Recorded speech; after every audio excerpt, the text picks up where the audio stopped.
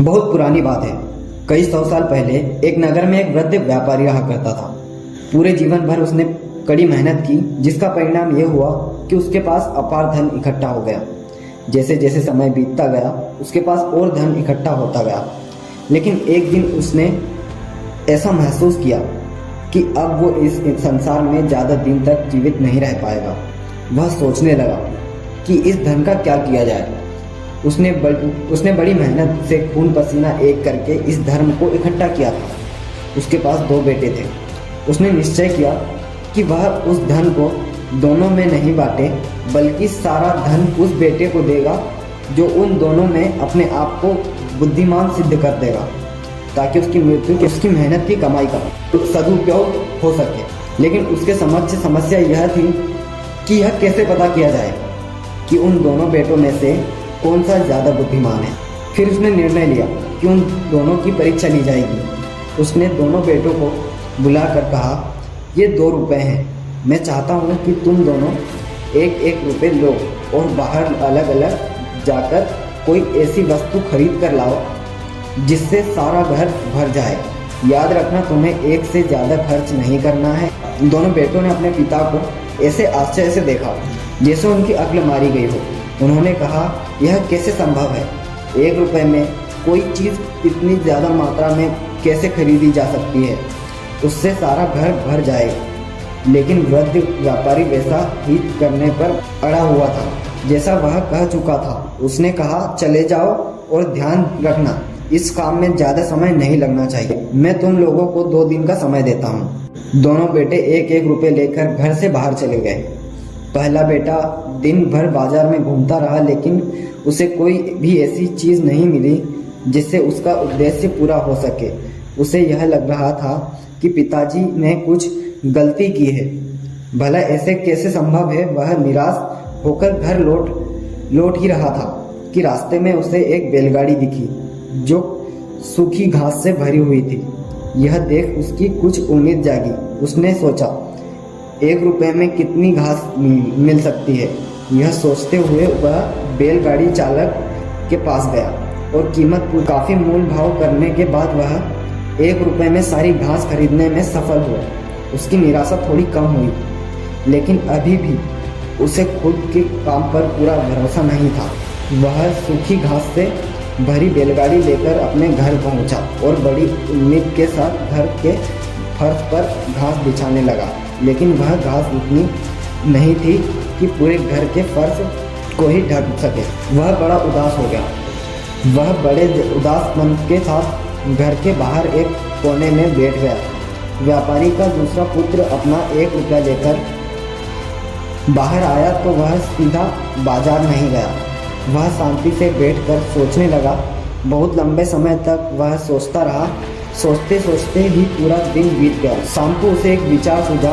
अपना रुपया लेकर वह बहुत तेजी से बाजार की ओर भागा और एक दुकान से मोमबत्तियां खरीद लाया, जो कि 1 रुपये में काफ़ी सारी मिल गई थी। फिर वह जल्दी से भागता हुआ घर की तरफ आया। घर लौटने पर उसने देखा उसका भाई दुखी अवस्था में एक कोने में बैठा हुआ है। शाम हो चुकी थी, अंधेरा हो रहा था। वह जल्दी से घर के अंदर गया और हर कमरे में 2-2, 3-3 मोमबत्तियां लगाकर उन्हें जला दिया। सारा घर तुरंत ही उजाले से भर गया।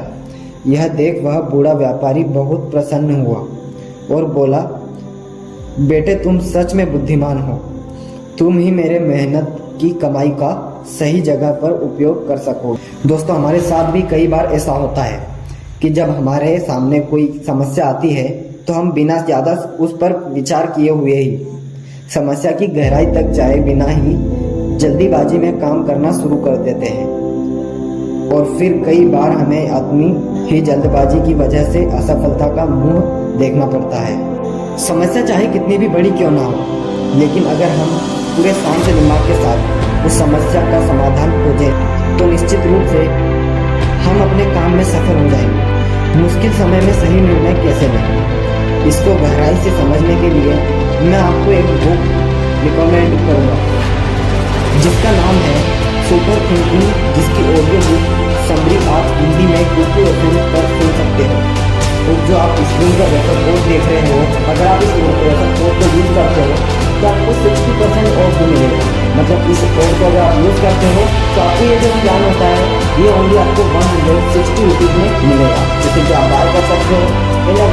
मतलब जो एजुकेशन का न्यू कोड रहता है उसे अप्लाई करते हो तो आपको जो है 50% ऑफ मिलता है, जिससे कि वो प्लान आपको पड़ता है 199 का, मतलब 199 रुपये का।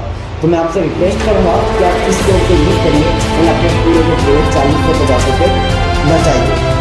दोस्तों, हमें इतनी काबिलियत होती है कि हम किसी समस्या का समाधान ढूंढ सकते हैं, लेकिन ज़्यादातर मौक़ों पर या तो हम समस्या से डर जाते हैं या फिर हम उतनी मेहनत करने के लिए तैयार नहीं होते हैं। हर बार मुश्किलों को पार कर आना एक आदत है जो हमारे अंदर आती है। जब हम अपने अंदर आने वाली समस्याओं का समाधान पूरे आत्मविश्वास और जोश के साथ करते हैं, वह अपनी मुश्किलों पर विजय हासिल करते हैं। अगर हम सकारात्मक नजरिए रखते हैं, अपने सामने आने वाली समस्याओं को समस्या नहीं बल्कि एक अवसर के रूप में देखना शुरू कर दें, तो हम जीवन की परेशानियों से कभी दुखी नहीं होंगे, क्योंकि अंततः हर समस्या हमें कुछ ना कुछ नया सिखा कर जाती है और हमें हमारे कंफर्ट जोन से थोड़ा सा बाहर खींच लाती है। जब हम किसी मुश्किल काम को पूरा करते हैं तो हम हर बार पहले से थोड़ा बेहतर होते चले जाते हैं, ज़्यादा आत्मविश्वासी और ज़्यादा साहसी होते चले जाते हैं। जब एक मुश्किल काम हमें इतना कुछ सिखा कर जाता है, हमें आगे बढ़ा के जाता है, तो आखिर क्यों हम किसी भी मुश्किल काम को समस्या की तरह देखते हैं। अपना नज़रिया बदलने की ज़रूरत है। हमें समस्याओं को एक संभावना, एक चुनौती के रूप में देखना चाहिए, तो इतना कुछ सिखा करके जाती है। और अगर हम समस्या को समस्या नहीं बल्कि एक संभावना के रूप में देख पाएँ तो हम इनसे घबराना छोड़ देंगे। फिर खुशी खुशी उस चुनौती का सामना करने के लिए पूरे ठंडे दिमाग से उसके समाधान के लिए विचार करेंगे और किसी भी मुश्किल समय का सामना करने का यही सबसे अच्छा तरीका है। दोस्तों, हमारी आज की मोटिवेशनल स्टोरी यहीं पर ख़त्म होती है। आशा करता हूँ यह स्टोरी आपको पसंद आई होगी। अपने दोस्तों में जरूर शेयर करें। मैं आपसे रिक्वेस्ट करूँगा, अगर आपको थोड़ा भी पसंद आया हो या अगर आपको अंदर कुछ जाना हो तो प्लीज़ इस चैनल को सब्सक्राइब एंड वीडियो को लाइक जरूर करिएगा। मैं मिलता हूँ आपसे किसी और इंटरेस्टिंग वीडियो के साथ। तब तक के लिए बाय बाय।